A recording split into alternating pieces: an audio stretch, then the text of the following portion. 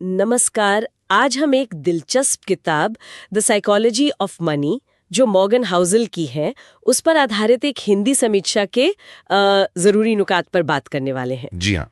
ये समीक्षा इस बात पर बहुत जोर देती है कि पैसे को संभालना सिर्फ जानकारी या हिसाब किताब का खेल नहीं है, बल्कि हमारी सोच, हमारी आदतों और भावनाओं से कहीं ज्यादा जुड़ा हुआ मामला है। सही बात है। समीक्षा ये भी कहती है कि किताब की भाषा आसान है, रोजमर्रा के उदाहरण हैं, पर हाँ, कोई टेक्निकल निवेश सलाह नहीं देती और कुछ बातें शायद थोड़ी दोहराई हुई लग सकती हैं। अच्छा।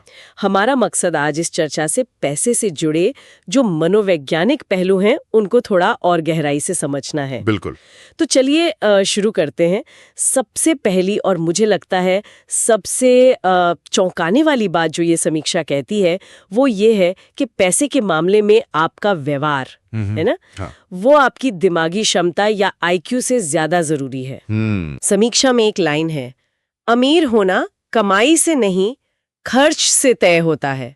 ये सुनने में तो बड़ा सीधा लगता है, पर इसके मायने गहरे हैं। बिल्कुल। और इसका मतलब गहरा इसलिए है क्योंकि ये दिखाता है कि वित्तीय सफलता कोई बहुत पढ़े लिखे या खास वर्ग के लोगों के लिए ही नहीं है। अच्छा। ये असल में रोजमर्रा की छोटी छोटी अनुशासित आदतों पर टिकी है, जैसे आप कितना बचाते हैं या फिर भावनाओं में बहकर फैसले लेने से कैसे बचते हैं। हाँ। तो एक तरह से ये ज्यादा लोकतांत्रिक है क्योंकि व्यवहार पर काम करना तो कोई भी कर सकता है। हाँ, सही ना? हाँ। उनकी शिक्षा या पृष्ठभूमि चाहे जो भी हो। सही कहा। और लंबे समय में यही चीज काम आती है। यहाँ एक और दिलचस्प बात सामने आती है। समीक्षा बताती है कि हर व्यक्ति की पैसे को लेकर जो समझ है, जो अनुभव है, वो बिल्कुल अलग होता है। बिल्कुल। जैसे मान लीजिए किसी ने अपनी जिंदगी में बड़ी आर्थिक मंदी देखी हो, वो शायद शेयर बाजार में पैसा लगाने से थोड़ा हिचकिचाएगा। हाँ, डरेगा। हाँ, और वहीं दूसरी तरफ जिसने हमेशा बाजार को ऊपर ही जाते देखा है, वो शायद ज्यादा जोखिम लेने को तैयार हो। और ये समझना देखिए इसलिए जरूरी है क्योंकि हमारे जो निजी अनुभव होते हैं ना, वो जाने अनजाने में हमारे हर वित्तीय फैसले की बुनियाद बन जाते हैं। हाँ। वो एक चश्मे की तरह काम करते हैं जिससे हम दुनिया को देखते हैं। हाँ। इसका मतलब ये नहीं कि कोई एक अनुभव सही है और दूसरा गलत। हाँ, बिल्कुल। बल्कि जरूरी यह है कि हम अपने उन पूर्वाग्रहों को पहचानें जो हमारे अतीत से, हमारे अनुभवों से बने हैं। तभी हम ज्यादा संतुलित, ज्यादा तर्कसंगत फैसले ले पाएंगे। सही बात। समीक्षा में कंपाउंडिंग यानी चक्रवृद्धि के जादू का भी जिक्र है। हाँ, वो तो है ही। समीक्षा याद दिलाती है कि आइंस्टाइन ने इसे कथित तौर पर दुनिया का 8वां अजूबा कहा था। एक जगह कहा गया है, धैर्य और समय ही असली धन निर्माण के हथियार हैं।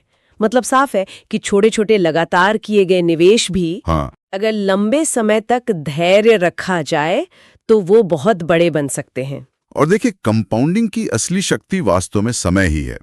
ये कोई जल्दी अमीर बनो वाली स्कीम नहीं है। नहीं, बिल्कुल नहीं। ये एक धीमी, शायद थोड़ी उबाऊ लगने वाली प्रक्रिया है जिसमें आपको लगातार निवेशित रहना पड़ता है और सबसे जरूरी सब्र रखना पड़ता है। ये उस आम धारणा को भी चुनौती देता है कि बड़ा पैसा कमाने के लिए हमेशा बड़े सनसनीखेज जोखिम उठाने ही पड़ते हैं। सही है। कई बार सबसे बड़ा रिटर्न बस लंबे समय तक टिके रहने से मिल जाता है। एक और अहम नुक्ता उठाया गया है समीक्षा में, अमीर दिखना और असल में अमीर होना। हाँ, ये बड़ा फर्क है। इन दोनों के बीच का फर्क। समीक्षा कहती है कि लोग अक्सर महंगी कारें, बड़े घर या शानदार छुट्टियों पर इसलिए खर्च करते हैं ताकि वे अमीर दिखें। दिखावा है। असली अमीरी तो वित्तीय स्वतंत्रता है। जैसा कि एक और उदाहरण है, पैसा वो नहीं है जो दिखता है, पैसा वो है जो बचा लिया गया है। बिल्कुल सही। और यहाँ बात सिर्फ पैसे बचाने तक ही सीमित नहीं है, उससे भी आगे जाती है। अच्छा? असली धन वो है जो आपको नियंत्रण देता है, अपने समय पर नियंत्रण, अपने फैसलों पर नियंत्रण।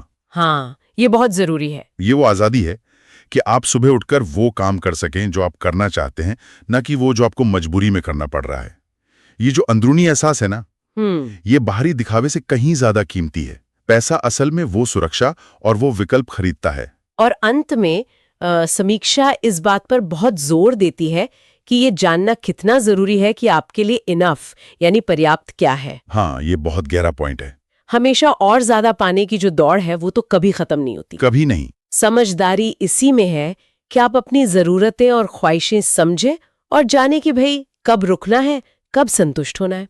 ये गहरा मनोवैज्ञानिक बिंदु है, खासकर आज की दुनिया में, जहां सोशल मीडिया पर आप लगातार दूसरों की जिंदगी की चमक दमक देखते रहते हैं ना। हाँ बिल्कुल। तुलना होती रहती है। हाँ। तो पर्याप्त की अपनी परिभाषा तय करना आपको उस अंतहीन तुलना और असंतोष के चक्र से बाहर निकाल सकता है। ये आपको वो जो गोल पोस्ट होता है ना, उसे लगातार आगे खिसकाते रहने से रोकता है, जो अक्सर लोगों को सफल होने के बावजूद नाखुश रखता है। सही कहा। ये फिर से घूम फिर के व्यवहार, आत्म जागरूकता और आपके व्यक्तिगत मूल्यों से जुड़ जाता है। तो इस पूरी बातचीत का निचोड़ क्या निकलता है? मतलब इस समीक्षा से मिलने वाला सबसे बड़ा सबक शायद यही है कि पैसे के साथ हमारा रिश्ता गणित से ज्यादा मनोविज्ञान का खेल है। हाँ, मनोविज्ञान का खेल है, एक पहेली है।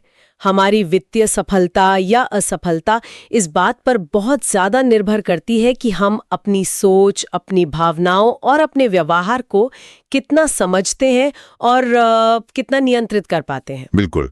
और इसी सोच को अगर थोड़ा आगे बढ़ाएं तो एक सवाल मन में आता है। जी। जब हम ये समझ जाते हैं कि पैसे के साथ हमारा रिश्ता इतना ज्यादा मनोविज्ञान पर आधारित है, तो अपने पैसे से जुड़ा ऐसा कौन सा एक व्यवहार या विश्वास है जिस पर इस चर्चा के बाद दोबारा गौर करना शायद सबसे ज्यादा